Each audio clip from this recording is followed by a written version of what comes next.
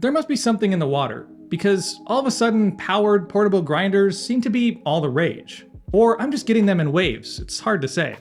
Regardless, today we're taking a closer look at the Timemore Grinder Go Advanced. This portable, conical grinder powered by 2 rechargeable lithium-ion batteries utilizes a lot of Timemore's expertise in hand grinders and transfers it to a slightly different and uniquely positioned platform.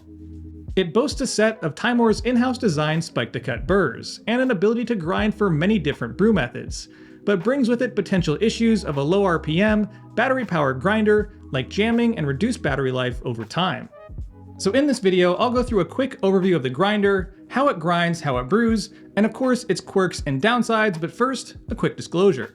This grinder was loaned to me by Prima Coffee Distributors to review and to test on my channel. As always, I'm not an affiliate, I'm not sponsored, nor am I being paid to produce this video.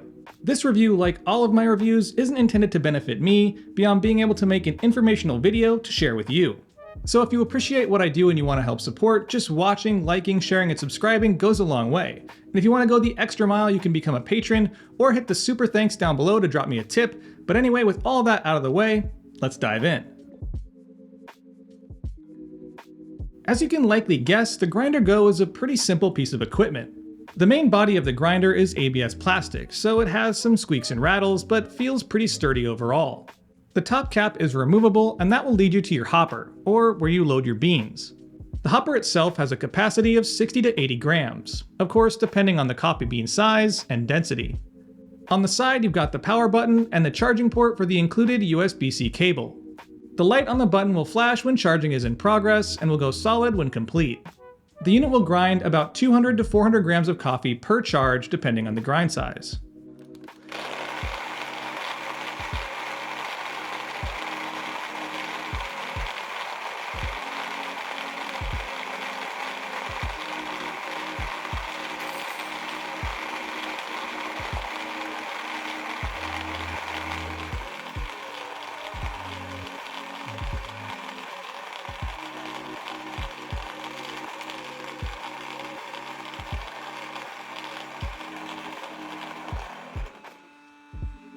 The motor also has a couple fail-safes built in. An auto-off feature that shuts it down after 10 seconds when no beans are detected, as well as something they call their auto-swing technology, which is designed to know when the burrs are slowed or jammed, which sends the burrs into a back and forth motion to dislodge and break up the obstruction before returning to forward motion. On the flip side, it has a nice looking glass catch cup that gives you a front row seat to the show. And much like most hand grinders, its adjustments are measured in the form of clicks, and it has about 40 total with an 80 micron difference between them. For cleaning, removing the burrs is pretty simple. Just unscrew the adjustment knob, remove the plate, the center burr, and the spring. If you want to remove the outer burr, you'll need a screwdriver, but it's still just 4 screws and you're in.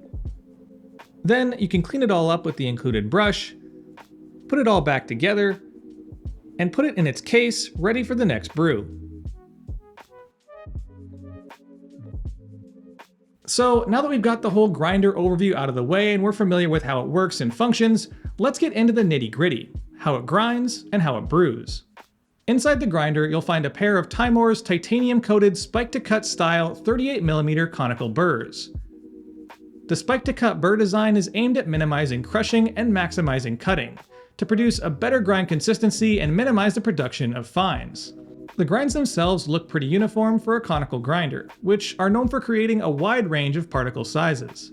I also found a very low 0.1 to 0.2 grams of retention, which is on par with what I'd expect from Timemore's hand grinders, as well as the current countertop electric options.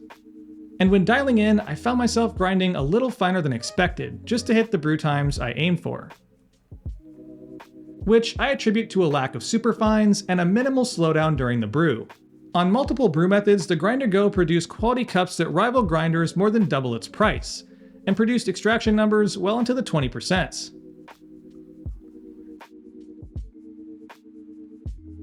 Considering its simplicity and the quality of coffee it brews, there are still some issues worth knowing before investing in a Grinder Go, and the first one is its glass catch cup. Of course, its look and feel gives the grinder a more premium vibe, but its deep lip and wide mouth makes it at the very least frustrating and at the very worst, a mess to pour grinds from. Also, the charging is pretty slow, taking about 2 hours to get a full battery. And on that topic, I worry about rechargeable batteries losing their viability over time, so I worry about how it'll perform in the long term. As I mentioned before, the unit contains Timemore's designed E and B burrs. And there's no doubting their quality and performance, but the E and B stand for espresso and brewing, but the Grinder Go won't do espresso.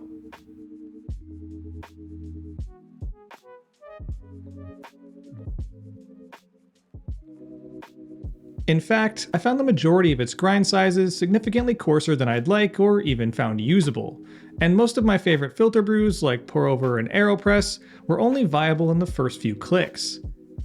For instance, look at the difference between 2 clicks and 8 clicks, and with 32 more coarser clicks beyond there, it just seems like there should be more adjustment on the finer end. Lastly, the low RPM motor means a higher chance of jamming on those lightly roasted, denser beans. Timemore is definitely pretty upfront about this being an issue. They even go so far as to put it directly on the side of the grinder. But I found it also did some stalling on medium roasts, especially in those first few clicks, which coincidentally were the ones I used most often. The Grinder Go Advanced is a unique piece of coffee gear, and it fits into an equally unique gap in the market. Having the word Go in the name is a dead giveaway that it's intended to be used for travel. I even saw a photo of it in a car's cup holder. But its small footprint and easy storability makes it a great option for those with minimal or shared counter space. In my mind, the coffee ground and subsequently brewed from it are on a level at or above its $150 price point. But you'll have to weigh that against having to keep track of another cable and having another thing to charge, as well as lithium ion's degradation over time, and of course its lack of espresso capability. But overall, if you want a powered grinder for travel, brew more on the coarser end, and have a consistent access to USB outlet, or just want to save space on your counter, the Grinder Go Advanced is a decent option.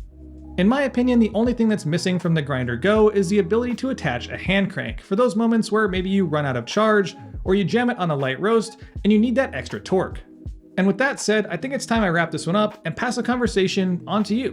What are your thoughts on powered hand grinders, on these hand grinder adjacent powered options that are hitting the market? If you own a Grinder Go, I'd love to hear your thoughts on that, especially over the long term and daily use. And of course, drop any other questions you may have in the comment section down below. And as always, I'll see y'all next week. Thanks for watching, and if you enjoyed the video, don't forget to like, share, and subscribe. Hit that little bell button for notifications of new videos posted every Friday. Check out my Instagram at Sprometheus for content throughout the week, my blog at Sprometheus.com, my coffee at littlegiant.coffee, and as always, stay caffeinated. Ponyboy.